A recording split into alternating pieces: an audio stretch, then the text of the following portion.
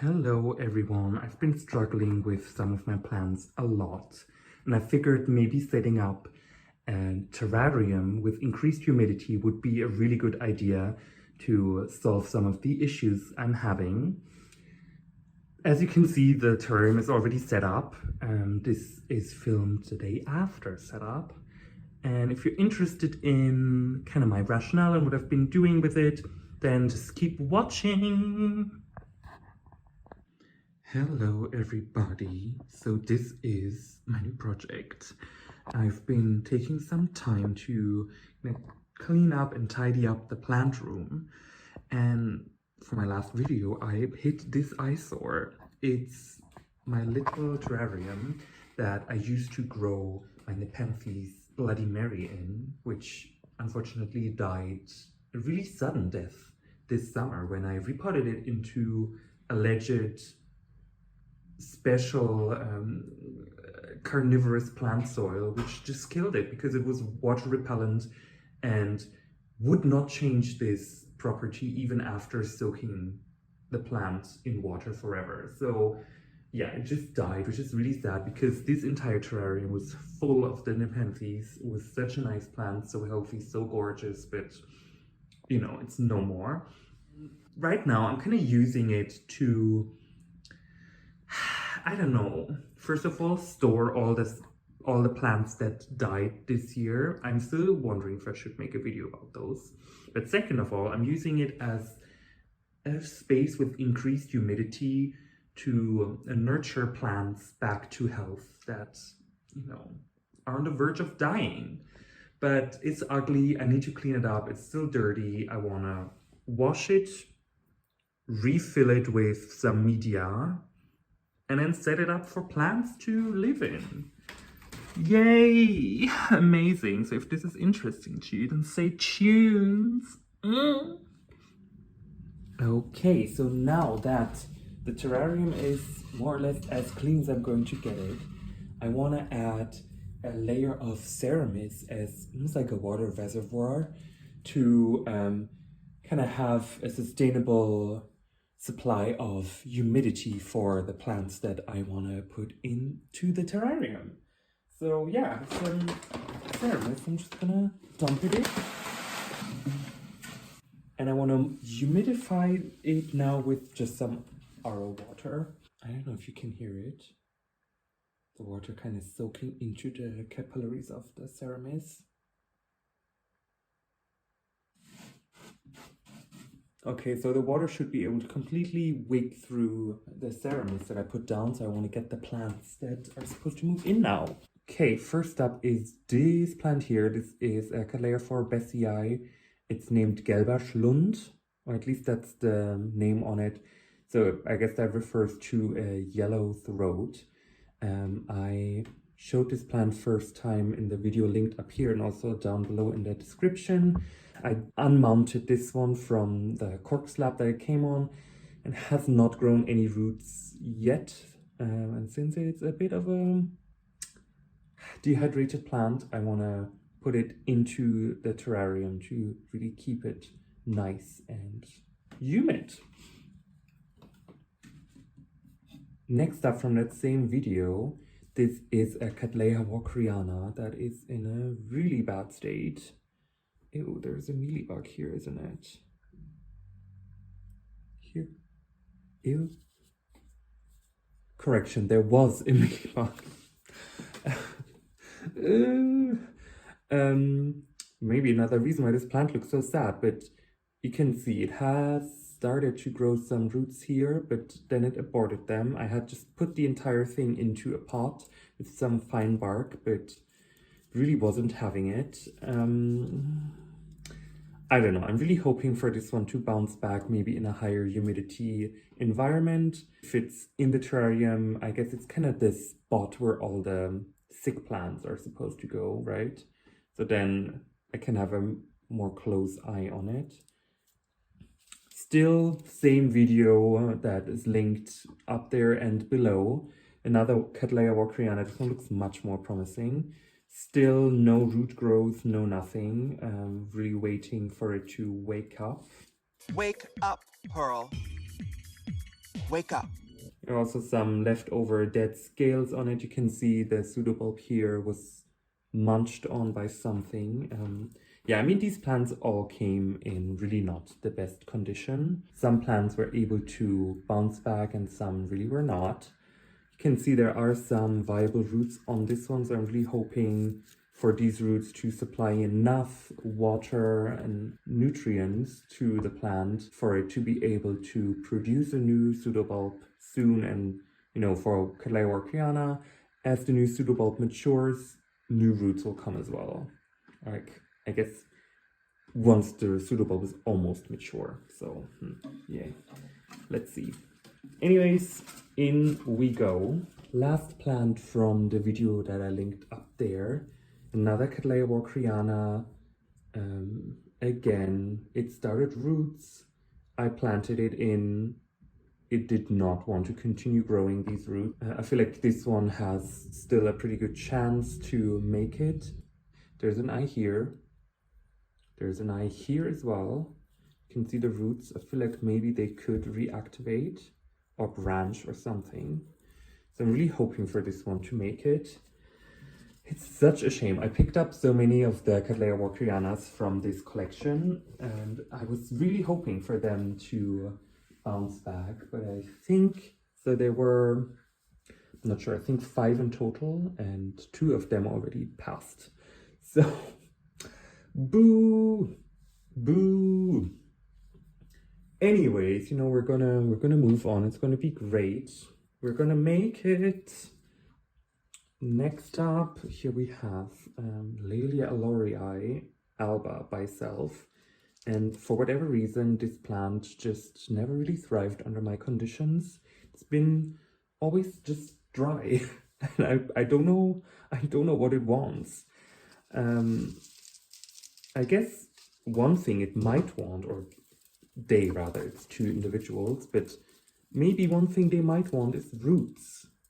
But it's really been a bit, you know, on the more hesitant side to grow these roots, which I'm not 100% sure why. It just, whenever it grew them, they were dumped very quickly again.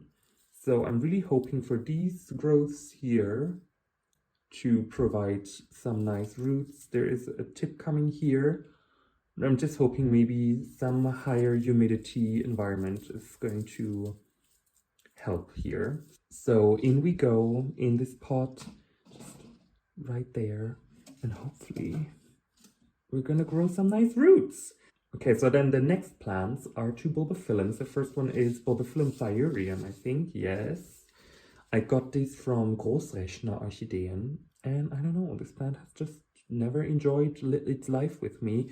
You can see the regression it made from like when it comes to bulb size. I guess also leaf number.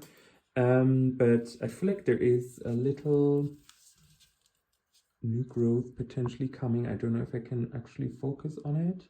But right, there's like this tiny little knob in here. I'm hoping for this to be a nice new growth. And, you know, new growths means also new roots. So I feel like this one should be able to make it. And I think bulbophyllums in general really appreciate just a little bit of a higher humidity. So, you know. And then this one, bulbophyllum plumatum. I've had this plant for a while already, actually, and I'll maybe insert some pictures of its flowers. It's really nice. Basically, this is pink tentacles, and the terrarium has yellow tentacles, as I guess terrarium, well, as terrarium would suggest, but I guess for bulbophyllums could also just be the smell, the fragrance. But anyways, this one, it has some fresh roots here, right? Fresh-ish roots. I'm just hoping for some new growth, some just vigor back. This plant, it's so nice. It's kind of bulbophyllums. I'm not super experienced with them, obviously. I have only 2 bulbophyllums, but I had, what was it? Barbigerum as well, which was then taken by rot. But I'm really hoping for this one to maybe make it. I feel like it's not too late. Maybe with some higher humidity, we can still make it. And yeah, I have it in moss. It did not love the moss, but it also didn't like the bark. This plant was doing pretty well for me until at some point I took it out of its media, which just started to break down and smell disgusting. So I figured just move into a new pot, and I feel like that just completely derailed everything. So hopefully we can heal it. If you have any suggestions for Bulbophyllum plumatum care, let me know in the comments, please. Okay, this terrarium is actually already pretty full, but you know, the main plants I really want to put into this are actually seedlings. I think I mentioned already in a previous video that I'm back on trying to grow seedlings. This is Laelia virens, a really rare species that I feel like no one has in their collection, and I saw it on Aqua Genera Europe. They have like their little, they call it Orchipack. It's for seedlings on agar, and they usually, I don't want to sound shady or mean, but for me, I think the number, like I've ordered a lot of Orchipacks, and the ones that came without mold were the rarity. So I feel like they don't usually come in the best condition, but you know, it's Laelia virens, it's really rare, you know. So I ordered 2 of them, and you can see there should be 8 plants. There are maybe 5 left, so quite a few already died. I ordered more actually of them.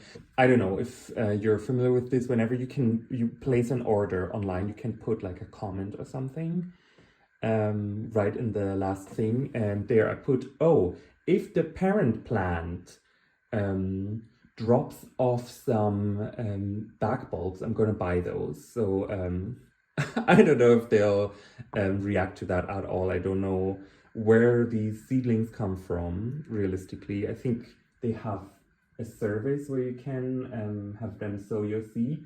So this could just be a private grower who has this Laelia virens cross or whatever.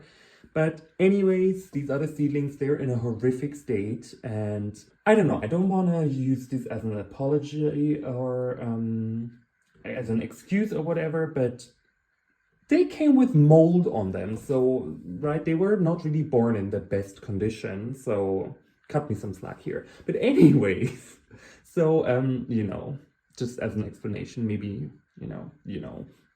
But anyways, so I want to put them into higher humidity and hope that helps them.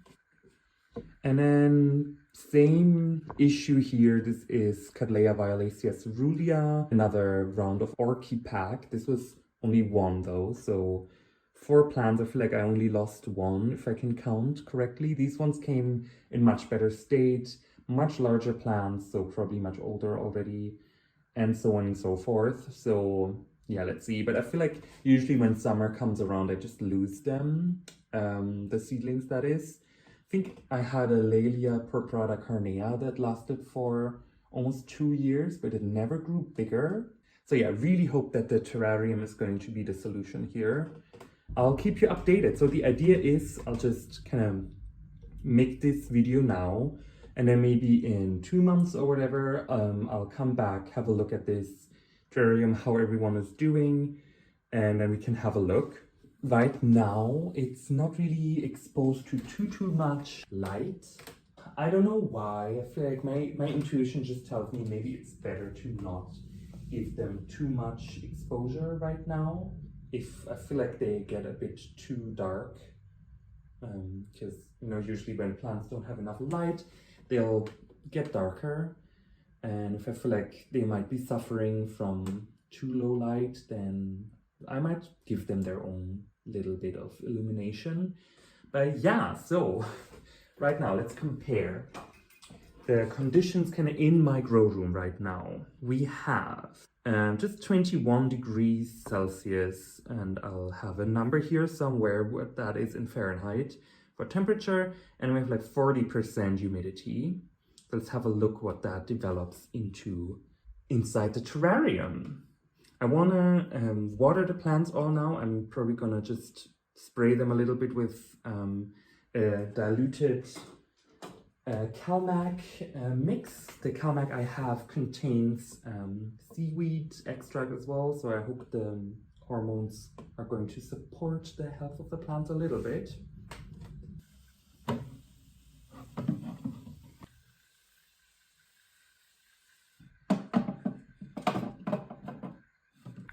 Okay, it's been a few days now, and this is the morning of the third day. And as you can see, humidity is still pretty high, actually. I'm wondering if I should maybe open up the door to have, you know, humidity go down a bit, so not to prevent major rot issues. You can also see the temperature is a bit low. I don't have the heat on in the orchid room. I want to give them really nice day-night differentials in temperature to, you know, get some of the plants going. But so yeah, ignore the temperature, but look at the humidity. 70%, that's much higher because the room has like 40 right now. So I feel like at least, you know, building this little enclosure helps with the humidity issues. And then we have to see if the light is enough for them, and so on and so forth. I feel like right now, you know, you can see at least some of the bulbophyllum roots here in the front. They're pretty green, right? Right, we can see that. And I feel like also already the roots also on this Walkeriana in the back there, they greened up a little bit as well. So for sure the plants can use the hydration from the air in their roots already, or at least they don't dry out as quickly. So hopefully this is going to help. I'm a bit worried about rot and algae growing, but I guess all of these things are just a part of growing up. So, you know, I'll keep you updated. And let's see. Thanks a lot for watching, and I'll talk to you in another video. See you later. Boom. And somewhere.